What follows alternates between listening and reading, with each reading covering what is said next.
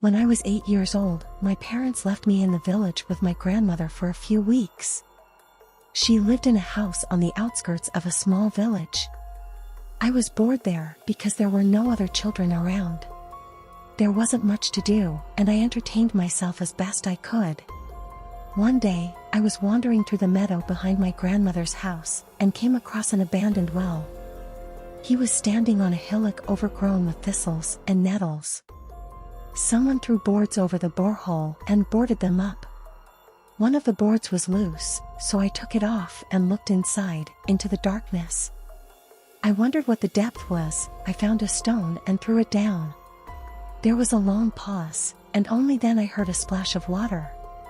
I liked it, and after collecting a whole bunch of stones, I started throwing them into the well.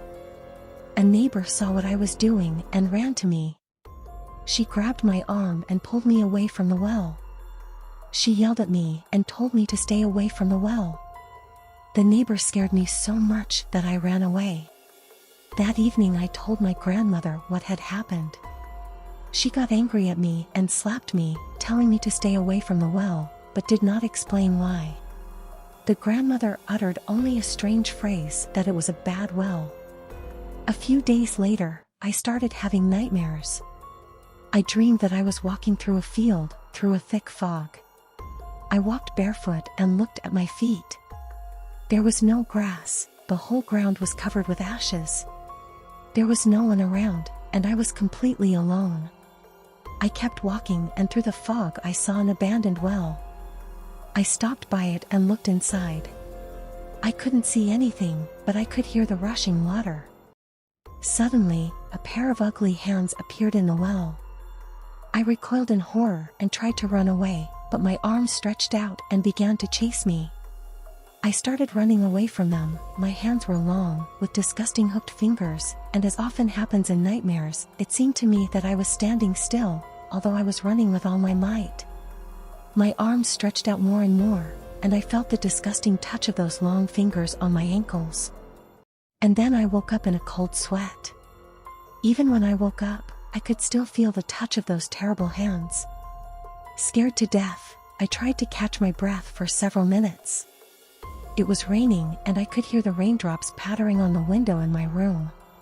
When I looked out the window, I was even more horrified by what I saw. There were 2 long prints on the wet glass, as if someone outside had put 2 huge hands with long fingers on the glass.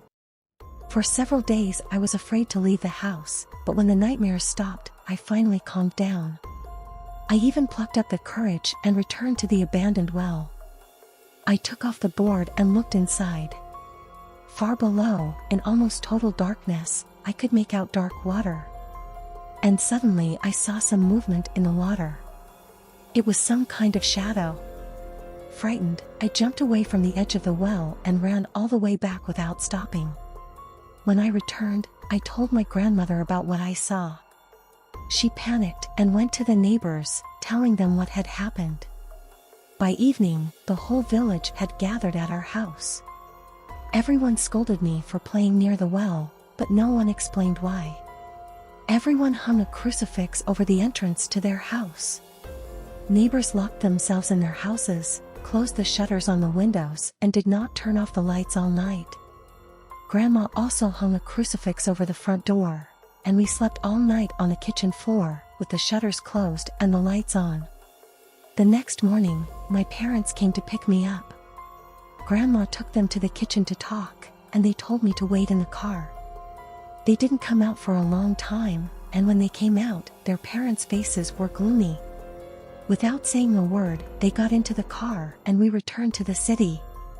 It took years before I finally found out what Grandma had told them. She said that many years ago, a woman lived in the village.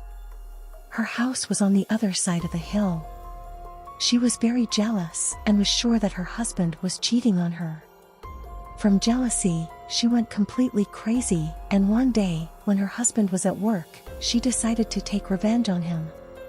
She took her children to the well and cut off their heads with an axe. Then she threw their corpses into the well. When her husband returned from work, she waited for him outside the door and hit him on the head with an axe, then chopped him into small pieces. She set fire to the house and returned to the well, jumped into it and drowned. Then, for many years, people disappeared in the village, and no one knew what happened to them.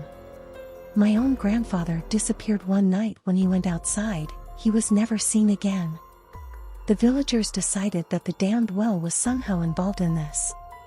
They boarded it up and bypassed the 10th road. Sometimes, I still get those awful hands. I'm still afraid to stick my feet out from under the covers, so as not to feel the touch of cold fingers on my ankles. And whenever it rains, I still look out the window, expecting to see the imprint of these hands in the water stains. The second story. That was 4 years ago. I was a visiting student and lived in a rented studio apartment. Everything is as usual, during the day, studying, in the evening and at night chatting for life over a glass of beer. I always went to my house to sleep, it's a habit. That night I came back about 3 o'clock. While I was getting home along the autumn street, the dream passed and I sat down at the computer to surf the internet. So I'm sitting, drinking tea, there's silence in the house.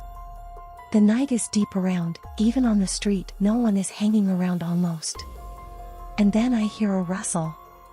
At first I didn't even pay much attention. I listened. It seemed to rustle at the front door to the apartment, and then someone began to quietly scratch into it. Well, I thought, you never know what, maybe a drunk neighbor, or maybe I heard it. Then I look, the door handle began to turn, as if someone wants to open the door. Once or twice.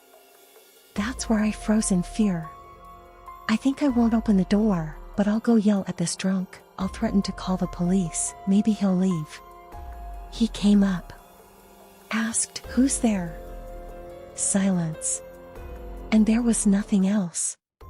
Not a sound. Thank God he's gone, I think. Well, okay, I went on to finish my tea. The fear was gone, although I was still cautiously looking at the door all the time. And after half an hour I went to bed. I would have forgotten about this case, but a day later everything happened again. I was surfing the internet again at night, again something scratched at the door and the handle twitched. I was a little scared again, but decided to stay out of harm's way, not to pay attention. Maybe again an alcoholic or a drug addict who is fumbling or someone else.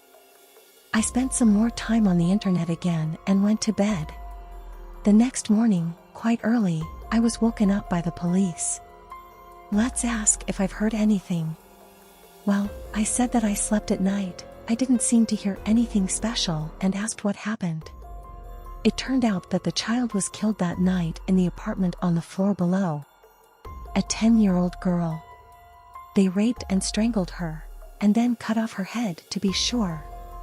Her mother was working the night shift that time, and her father had been gone for a long time. The girl was alone, so she stayed and opened the door to see who was fumbling there. There have been no break-ins of the door since. That's when I was naturally scared. I realized who was scratching at my door that night. The mother disappeared shortly after this incident. They say she got drunk. And now I have a terrible fear at night. I shudder at any rustle and fall asleep only with sleeping pills, even though I've moved out of that damn house for a year now.